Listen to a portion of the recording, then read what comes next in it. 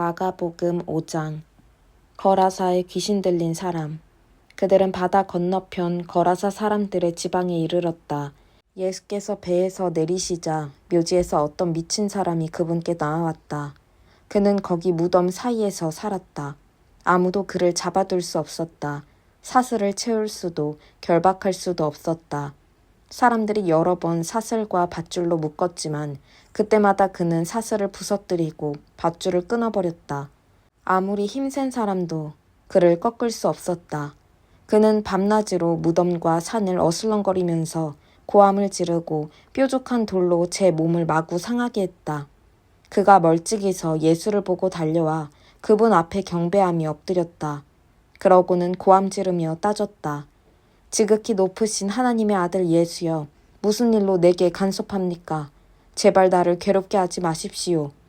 예수께서 이미 그 악한 귀신에게 나오너라, 그 사람에게서 나오너라 하고 명령하신 뒤였다. 예수께서 그에게 물으셨다. 너의 이름이 무엇이냐? 그가 대답했다. 내 이름은 패거리입니다. 난동을 부리는 패거리입니다. 그는 자기를 그 지방에서 내쫓지 말아달라고 예수께 애원했다.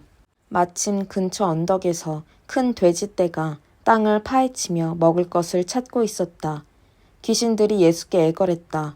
우리를 돼지에게 보내셔서 그 속에서 살게 해주십시오. 예수께서 그렇게 하라고 말씀하셨다. 그러나 돼지떼의 형편은 그 사람의 형편보다 더 나빠졌다. 돼지들이 미쳐서 벼랑으로 우르르 몰려가더니 바다에 빠져 죽은 것이다. 돼지를 치던 사람들이 혼비백산하여 도망쳐서 시내와 마을에 그 이야기를 전했다. 다들 어찌된 일인지 보고 싶어 했다.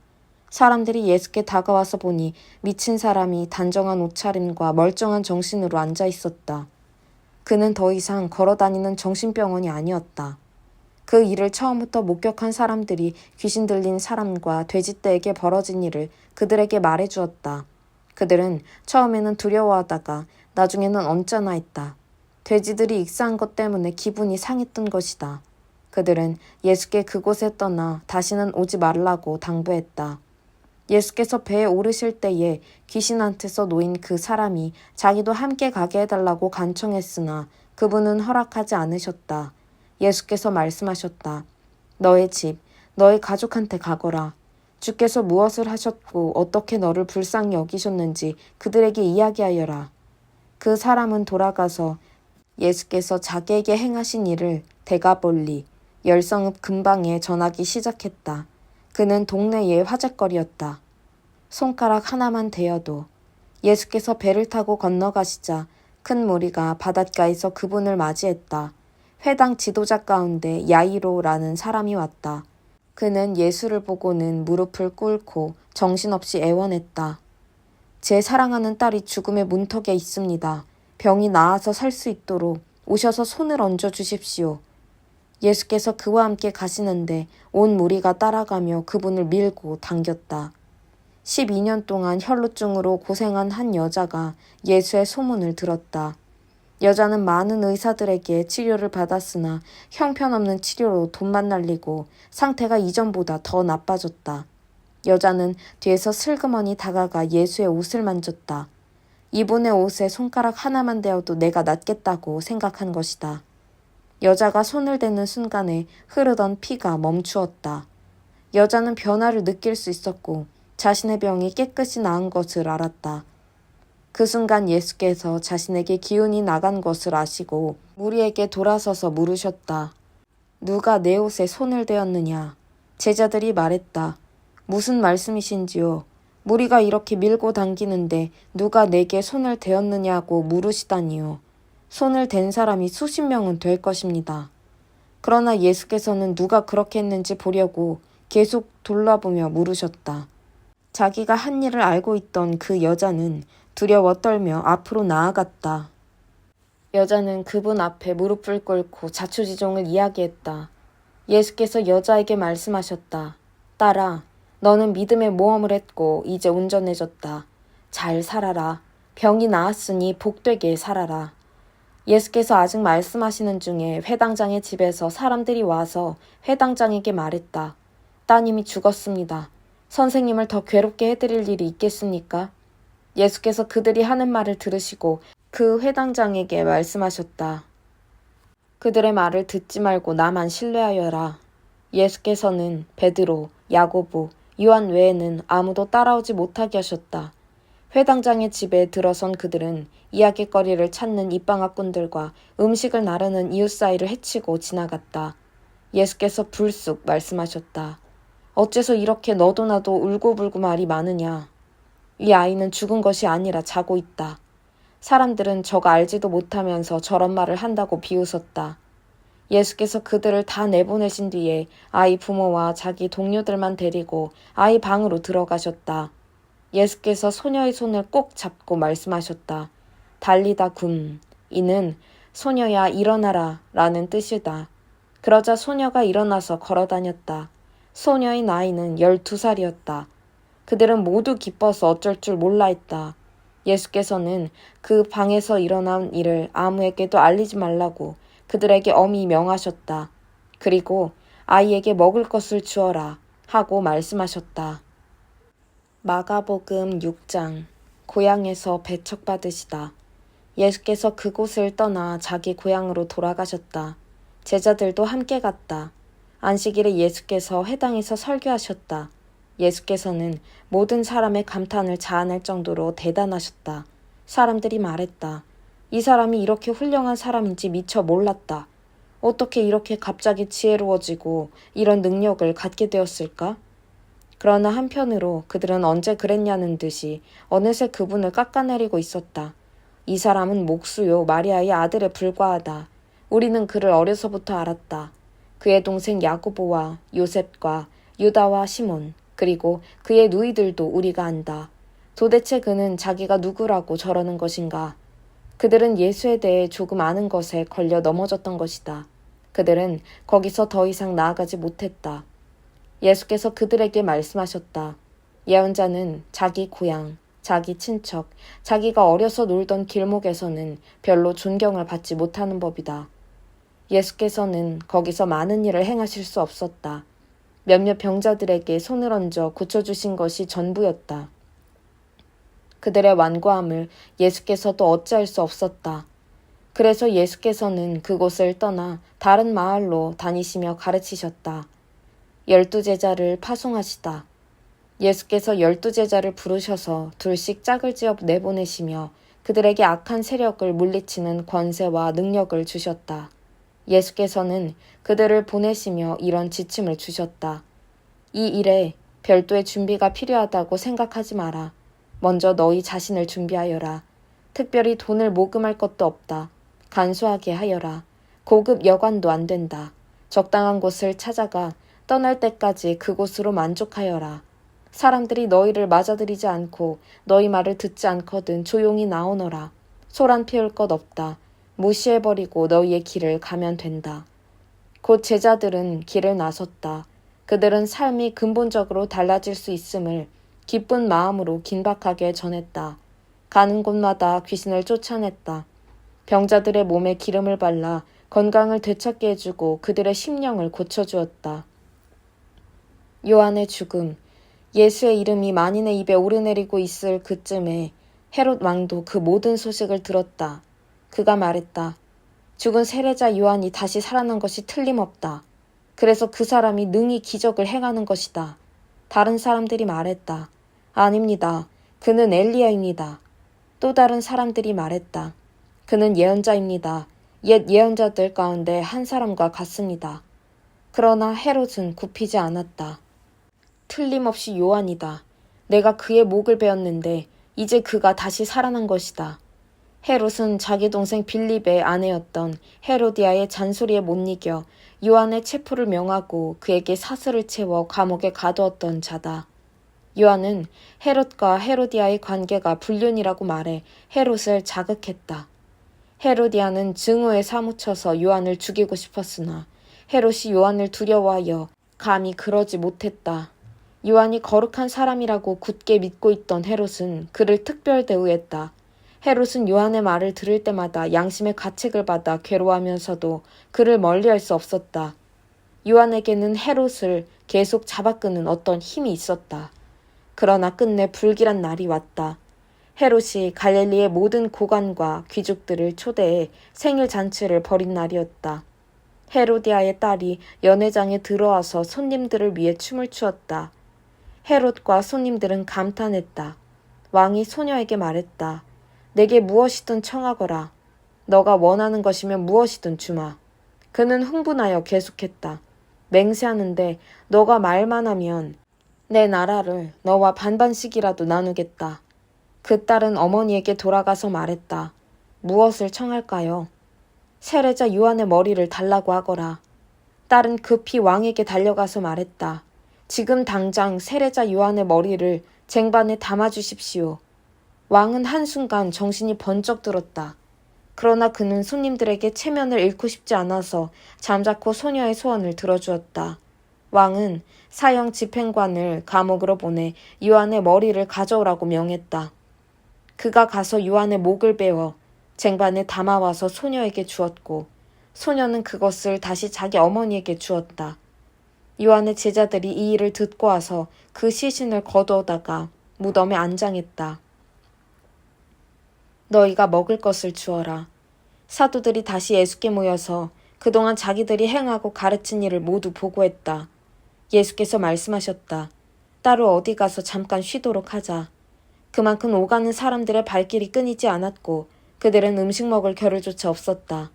그래서 그들은 배를 타고 따로 한적한 곳으로 떠났다. 그들이 가는 것을 본 사람이 있어서 금세 소문이 퍼졌다. 인근 마을에서 사람들이 도보로 달려와서 그들보다 먼저 그곳에 도착했다. 예수께서 도착해 큰 무리를 보셨다. 목자 없는 양 같은 그들을 보시니 그분 마음이 찢어지는 것 같았다. 예수께서는 곧바로 그들을 가르치기 시작하셨다. 어느새 저녁이 되었다. 시간이 많이 흘렀다고 생각한 제자들이 말씀 사이에 끼어들었다. 여기는 허벌판이고 시간도 많이 늦었습니다. 이제 기도하시고 사람들을 보내어 저녁이라도 먹게 해야겠습니다. 예수께서 말씀하셨다. 너희가 이들의 저녁을 마련하여라. 그들이 대답했다. 진심이십니까? 가서 이들의 저녁거리에 큰 돈을 쓰라는 말씀이신지요? 그러나 그분의 말씀은 진심이었다. 너희에게 빵이 몇 개나 있는지 알아보아라. 오래 걸릴 것도 없었다. 5개입니다. 그들이 말했다. 그리고 물고기가 2마리 있습니다. 예수께서 그들 모두를 50명, 100명씩 무리지어 앉게 하셨다. 그 모습이 마치 푸른 초장에 펼쳐진 들꽃으로 엮은 조각보 이불 같았다. 예수께서 빵 5개와 물고기 2마리를 손에 들고 고개 들어 하늘을 우러러 감사기도를 드리시고 축복하신 다음 빵을 떼어 제자들에게 주셨고 제자들은 다시 그것을 사람들에게 나눠주었다. 예수께서는 물고기를 가지고 똑같이 하셨다. 사람들 모두가 배불리 먹었다. 제자들이 남은 것을 거두니 12바구니나 되었다. 저녁을 먹은 사람들이 5,000명이 넘었다. 바다 위를 걸어오시다. 식사가 끝나자 예수께서 제자들을 재촉하여 배를 타고 먼저 건너편 벳세다로 가게 하시고 그동안의 무리를 돌려보내셨다. 사람들을 보내신 뒤에 예수께서는 산에 올라가 기도하셨다. 밤늦게 배는 이미 바다 멀리까지 나갔는데 예수께서는 아직 무태에 혼자 계셨다. 맞바람을 맞아 노를 젓느라 고생하는 제자들의 모습이 보였다. 새벽 4시쯤에 예수께서 바다 위를 걸어 그들 쪽으로 가셨다. 예수께서 바로 그들 옆을 지나려고 하셨다. 그러나 제자들은 바다 위를 걸어오시는 예수를 보고서 유령인 줄 알고 무서워 꼼짝도 못한 채 비명을 질렀다. 예수께서 얼른 그들을 안심시키셨다. 안심하여라. 나다. 두려워 마라. 예수께서 배에 오르자마자 바람이 가라앉았다. 제자들은 너무 놀라서 이게 무슨 일인가 싶어 고개를 저었다. 그들은 예수께서 저녁 식사 때 하신 일을 미처 깨닫지 못하고 있었다. 그 무엇도 아직 그들의 마음속까지 파고들지 못했던 것이다. 그들은 게네사렛에 배를 댔다. 그들이 배에서 내리자 순식간에 소문이 퍼졌다. 사람들이 이리저리 내달리며 들것에 병자들을 메고 예수가 계시는 곳으로 데려왔다. 마을이나 시내나 촌 내거리마다 그분이 가시는 곳이면 어디든지 사람들이 병자들을 데리고 나와서 그분의 옷자락을 만지게 해달라고 간청했다. 그것이 전부였다. 그분을 만진 사람은 누구나 병이 나았다. 마가복음 7장. 참으로 너희를 더럽히는 것. 바리새인들이 예루살렘에서 온 몇몇 종교학자들과 함께 예수의 주위에 모였다. 그들은 예수의 제자 몇이 식사 전에 씻는 정결 예식을 소홀히 하는 것을 보았다. 바리새인들을 비롯한 유대인들은 의식상 손 씻는 신용을 하지 않고는 절대 식사를 하지 않았다. 시장에서 돌아왔을 때에는 특히 더욱 문질러 씻었다. 컵과 냄비와 접시를 닦는 것은 말할 것도 없었다. 바리새인과 종교학자들이 물었다. 어째서 당신의 제자들은 규정을 우습게 알고 손도 씻지 않고 식탁에 앉는 겁니까? 예수께서 대답하셨다. 너희 같은 사기꾼들에 대해 이사야가 전곡을 찔러서 말했다. 이 백성이 입바른 말을 거창하게 떠벌리지만 그들의 마음은 딴 데 있다. 겉으로는 나를 경배하는 듯 해도 진심은 그렇지 않다. 무엇이든 자기네 구미에 맞는 가르침을 위해 내 이름을 팔고 있을 뿐이다. 하나님의 계명은 버린 채 최신 유행을 쫓기에 바쁘다. 예수께서 계속해서 말씀하셨다. 그래, 잘도 하는구나. 너희는 종교의 유행을 따르는데 거추장스럽지 않도록 하나님의 계명을 저버리고 있다. 모세는 너희 부모를 공경하라고 했고 또 누구든지 부모를 욕하는 사람은 반드시 죽여야 한다고 했다. 그러나 너희는 부모에게 드려야 할 것이 있어도 부모 대신에 하나님께 예물로 바쳤습니다 말하면서 그 계명을 회피하고 있다. 아버지나 어머니에 대한 의무를 그렇게 모면하고 있는 것이다. 너희는 하나님의 말씀을 지워버리고 그 자리에 아무 것이나 원하는 대로 써넣는다. 너희는 이 같은 일을 다반사로 한다. 예수께서 다시 무리를 불러놓고 말씀하셨다. 잘 듣고 마음에 새겨두어라. 너희 삶을 더럽히는 것은 너희가 입으로 삼키는 것이 아니라 너희 입에서 토해내는 것이다. 그것이야말로 정말 더러운 것이다. 예수께서 무리와 헤어져 집에 돌아오셨을 때에 제자들이 말했다. 잘 모르겠습니다. 쉽게 말씀해 주십시오. 예수께서 말씀하셨다. 너희가 우둔해지기로 작정이라도 한 것이냐? 너희가 입으로 삼키는 것이 너희를 더럽힐 수 없다는 것을 모르느냐? 그것은 너희 마음으로 들어가지 않고 위로 들어가서 장을 지나 결국 변기에 물과 함께 내려간다. 이것으로 음식에 대한 논란은 무의미해졌다. 예수께서는 모든 음식을 먹어도 좋다고 하신 것이다. 예수께서 계속해서 말씀하셨다. 사람 속에서 나오는 것이 사람을 더럽히는 법이다. 음란, 정욕, 도둑질, 살인, 간음, 탐욕, 부정부패, 속임수, 방탕, 비열한 눈빛, 중상모략, 교만, 미련함.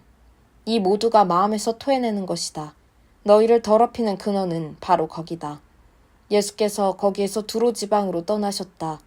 그분은 아무도 못 본 줄 알고 그곳의 한 집에 들어가셨으나 사람들의 이목을 피할 수 없었다.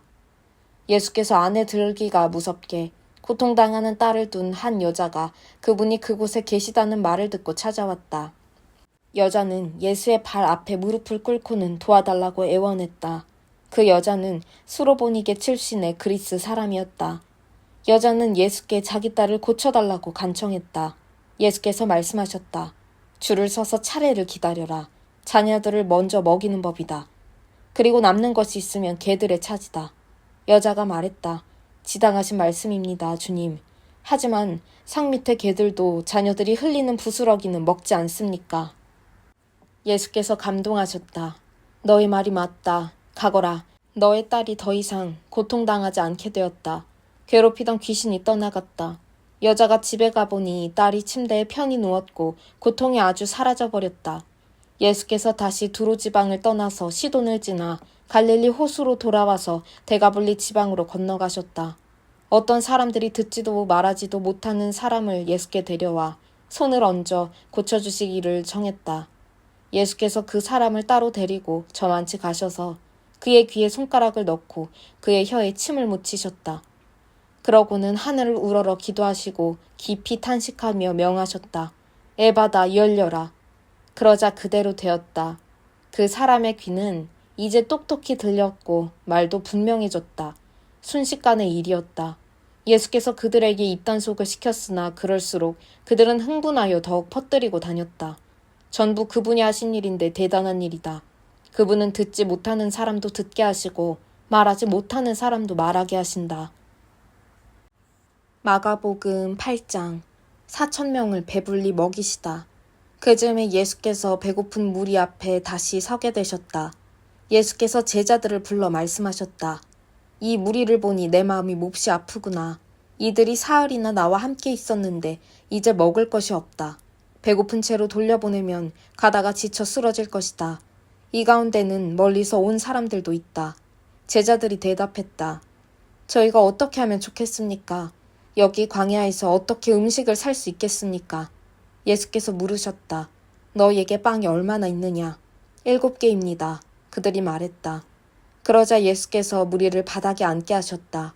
예수께서 감사를 드리신 후에 빵 7개를 조금씩 떼어 제자들에게 주셨고 제자들은 그것을 무리에게 나누어 주셨다. 마침 거기에 물고기도 몇 마리 있었다. 또 예수께서 물고기를 가지고 감사를 드리신 후에 제자들을 시켜 사람들에게 나누어 주게 하셨다. 사람들은 배불리 먹었다. 남은 것을 거두니 7자루였다. 식사한 사람이 좋기 4,000명이 넘었다. 그때야 예수께서 사람들을 집으로 보내셨다. 예수 자신은 제자들과 함께 곧바로 배로 가서 달마누다로 떠나셨다.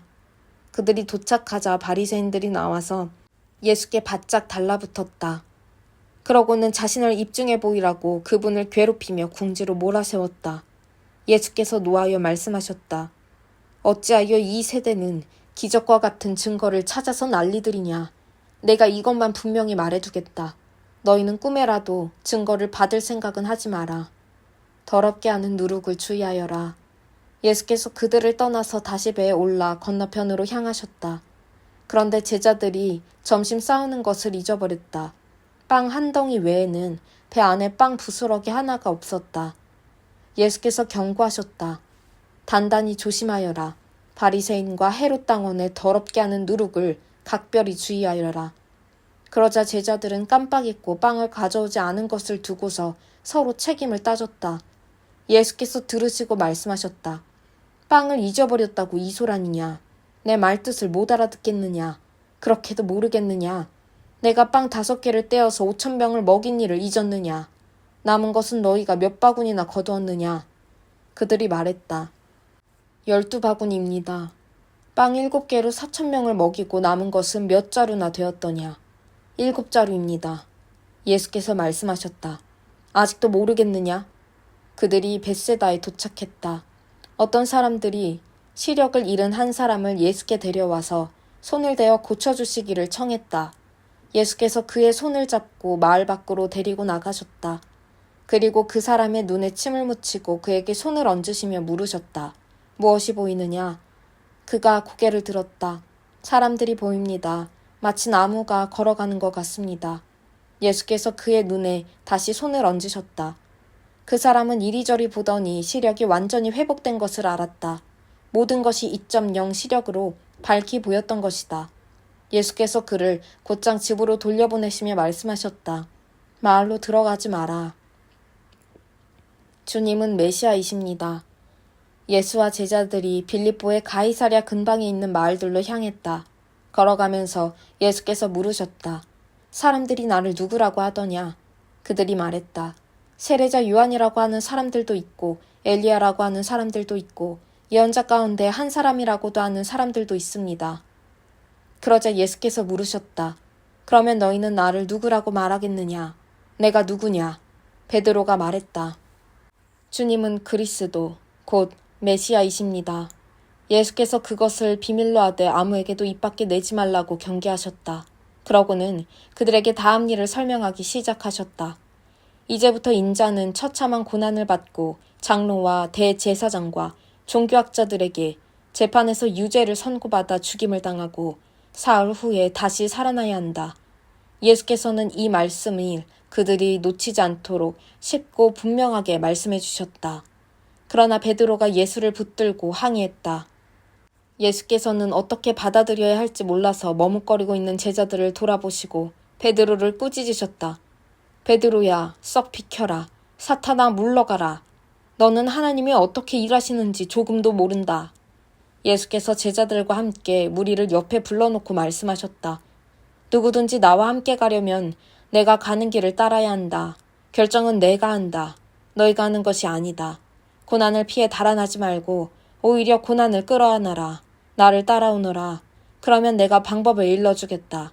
자기 스스로 세우려는 노력에는 아무 희망이 없다. 자기를 희생하는 것이야말로 너희 자신, 곧 너희의 참된 자아를 구원하는 길이며 나의 길이다. 원하는 것을 다 얻고도 참된 자기 자신을 잃으면 무슨 유익이 있겠느냐? 너희 목숨을 무엇과 바꾸겠느냐? 너희 가운데 누구든지 변덕스럽고 중심 없는 친구들과 사귀면서 나와 너희를 인도하는 내 방식을 부끄러워하면 인자도 아버지 하나님의 모든 영광에 쌓여 거룩한 천사들을 거느리고 있을 때 그를 더 부끄럽게 여길 줄로 알아라.